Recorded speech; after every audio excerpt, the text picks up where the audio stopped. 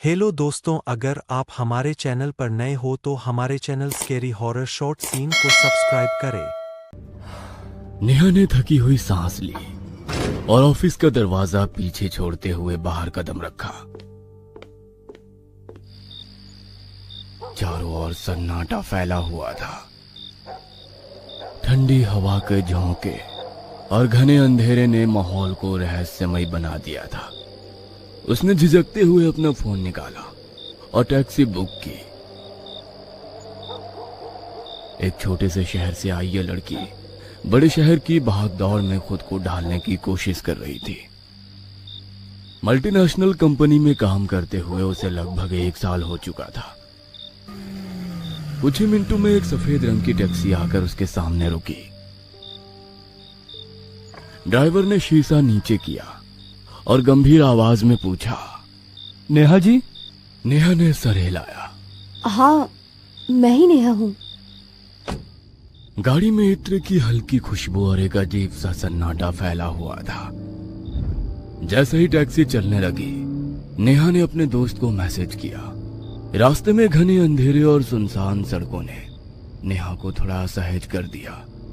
तभी ड्राइवर ने rear view mirror से देखते हुए पूछा, मैडम कहाँ चलना है? शिव कॉलोनी, गली नंबर 5। जल्दी चलिए, पहले ही काफी देर हो चुकी है। मैडम रोज इतनी ही देर हो जाती है? नहीं, आज ही देर हो गई। वैसे कब से काम कर रही हैं आप यहाँ पर? पहले कभी आपको देखा नहीं। मतलब मैं अक्सर यहाँ से लोगों को पिकअप करता हूँ, इसलिए। क्या अभी अभी ज्वाइन किया है? नहीं, बस गाड़ी चलाने पर ध्यान दो। कुछ देर बाद ड्राइवर ने मिरर में उसकी ओर देखते हुए पूछा, वैसे पूछना तो नहीं चाहिए, क्या आप अकेली रहती हैं शहर में? नेहा ने घड़ी की तरफ देखते हुए कहा, देखो भैया, मुझे आज ऑफिस में बहुत काम था। पहले से ही मेरा सिर दर्द हो रहा है और ऊपर से आपके ऐसे सवाल मुझे और परेशान कर रहे हैं। क्या आप चुपचाप गाड़ी नहीं चला सकते? क्या मैडम, आप तो गुस्सा हो गई। मेरी तो आदत है बात करना, इससे जान पहचान बढ़ती है मैडम, ठीक है? ड्राइवर बिना कुछ कहे गाड़ी चलाने लगा। अचानक गाड़ी के अंदर एक गहरी चुप्पी फैल गई। नेहा ने खिड़की से बाहर देखा और पाया कि उसके और ड्राइवर के अलावा रास्ते पर और कोई भी नहीं था।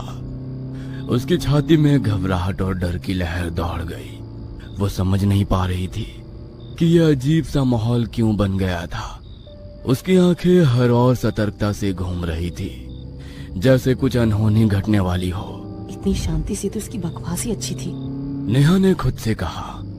उसकी आवाज में हल्की सी घबराहट छिपी थी। ड्राइवर ने अचानक मुस्कुराते हुए कहा, मैं भी तो आपसे यही कह रहा था। नेहा चौंक गई। क्या?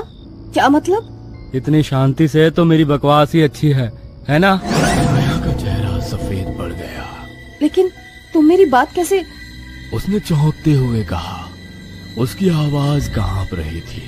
मैं सबकी मन की बात सुन सकता हूँ, ड्राइवर ने कहा और जोर से हंसने लगा। नेहा का दिल एक पल के लिए जैसे रुक गया। उसने घबराते हुए कहा, क्या? ये क्या मजाक है? मैंने तो कुछ नहीं कहा। अरे मैडम जी, मैं तो बस मजाक कर रहा था। सफर बोरिंग ना हो इसलिए ऐसी बातें करता हूँ, ये तो मेरी आदत है।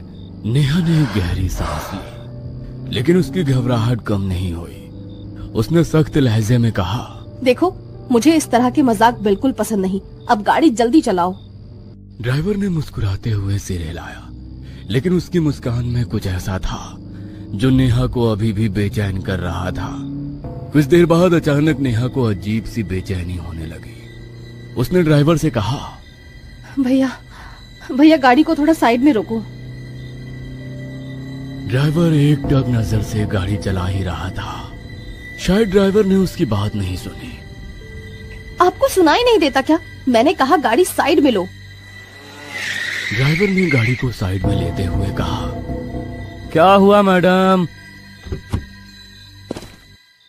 नेहा बिना कुछ कहे गाड़ी से उतर गई। उसकी सांसें तेज हो रही थी और दिल जैसे किसी अनजाने डर से कांप रहा था।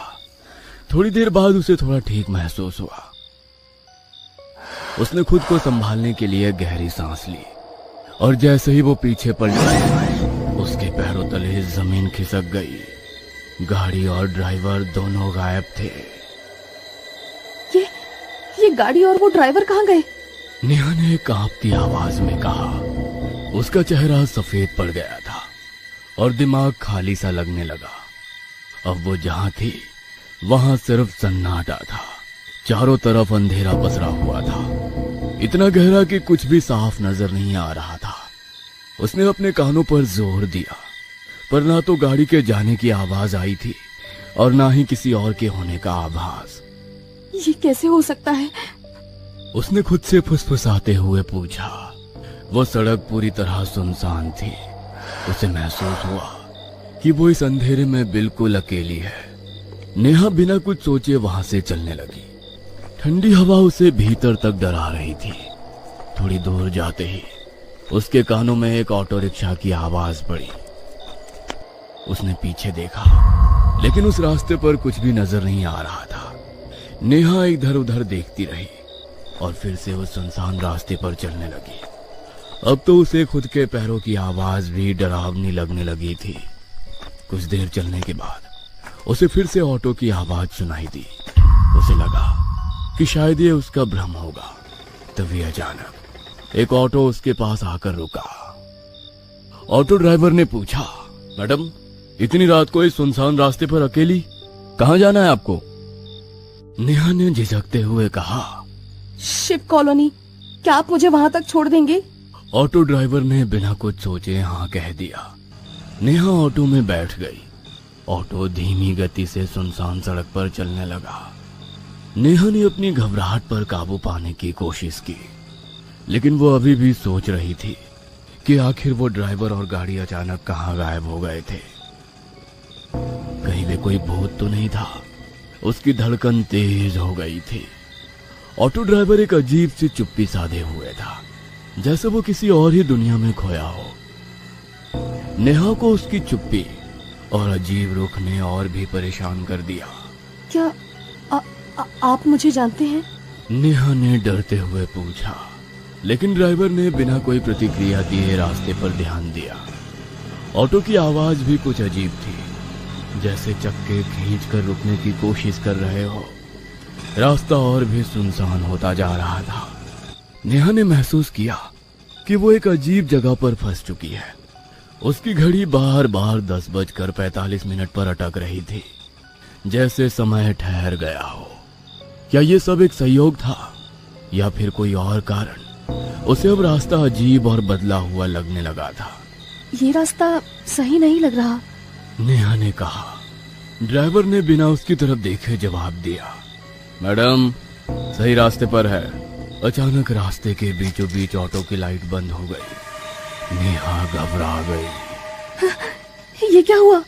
ड्राइवर ने कहा, घबराने की कोई बात नहीं है मैडम, हेडलाइट में थोड़ी दिक्कत है, बीच में कभी कभी बंद हो जाती है, बस थोड़ी देर में अपने आप चालू हो जाएगी।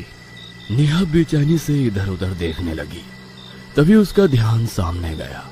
उसने देखा कि सामने से तेज रफ्तार से एक ट्रक उनकी तरफ आ रहा है, लेकिन ड्राइवर ने जैसे उसे देख के भी अनदेखा कर दिया। का महसूस हुआ। नेहा जोर से चीख पड़ी। नेहा ने घबराकर अपनी आंखें खोली। उसकी सांसें तेज चल रही थी। उसने चारों ओर देखा। वो अपने बिस्तर पर थी, अपने ही कमरे में। दीवार पर टंगी घड़ी में उसने देखा तो 10:45 हो रहे थे।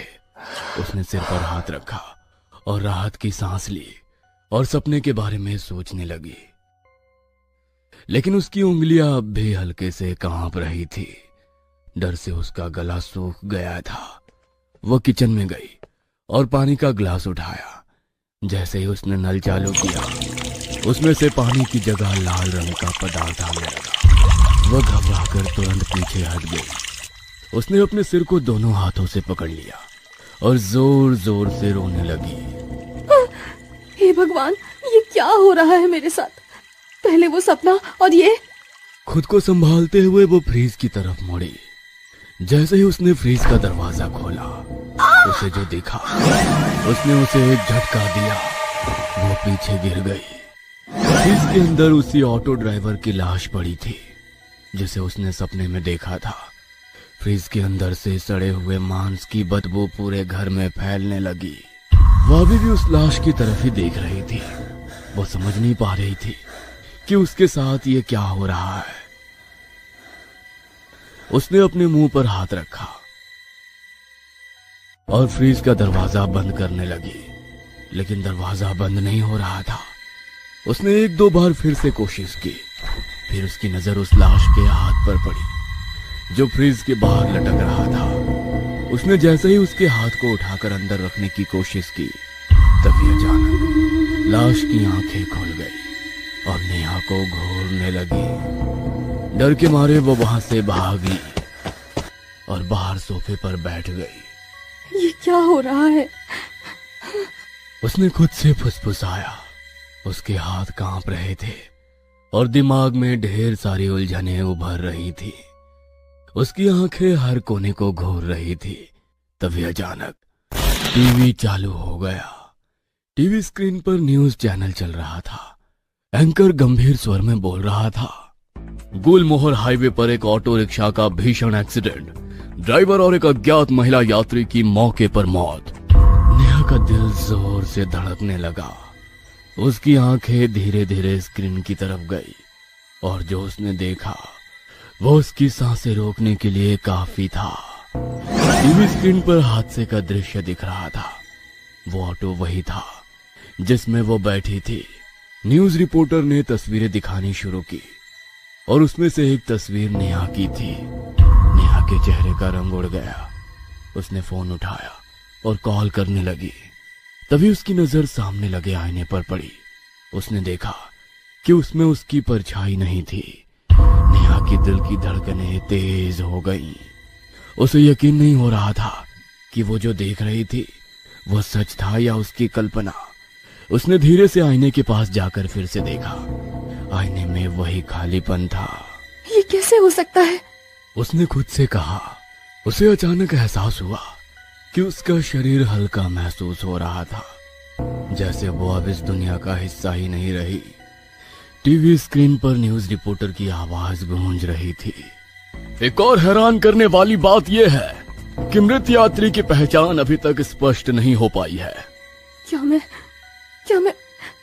मैं मर चुकी हूँ? उसके मन में यह ख्याल बिजली की तरह कौंधा। तभी आईने में उसे वही ऑटो ड्राइवर दिखाई दिया और उसने मुस्कुराते हुए कहा, मैडम, डर तो नहीं लगा आपको? तभी अचानक कमरे की लाइट चली गई। नेहा घबराकर दरवाजे की तरफ भागी और दरवाजा खोलते ही उसने देखा कि सामने वही ट्रक तेजी से उसकी तरफ आ रहा। उसने चिल्लाते हुए अपनी आंखें बंद कर ली। जब उसने फिर से आंखें खोली तो देखा वो अभी भी उसी ऑटो में बैठी हुई थी। ऑटो उसकी कॉलोनी के गेट के पास खड़ा था। ऑटो ड्राइवर ना जाने कब से उसे आवाज लगा रहा था, मैडम मैडम, शिव कॉलोनी, आपका घर आ गया। नेहा की आंखों में एक खौफनाक सन्नाटा था। वो सोच में डूबी हुई अपने हाथों को एक दूसरे से कसकर पकड़ रही थी। जो कुछ भी हुआ वो ना तो सच था और ना ही झूठ, लेकिन ऑटो में बैठी वो फिर से वही महसूस कर रही थी जैसे उसने उस डरावने सपने में महसूस किया था। एक अजीब सा कंफ्यूजन और दहशत का मिश्रण। मैडम, शिव कॉलोनी, ड्राइवर ने फिर से कहा।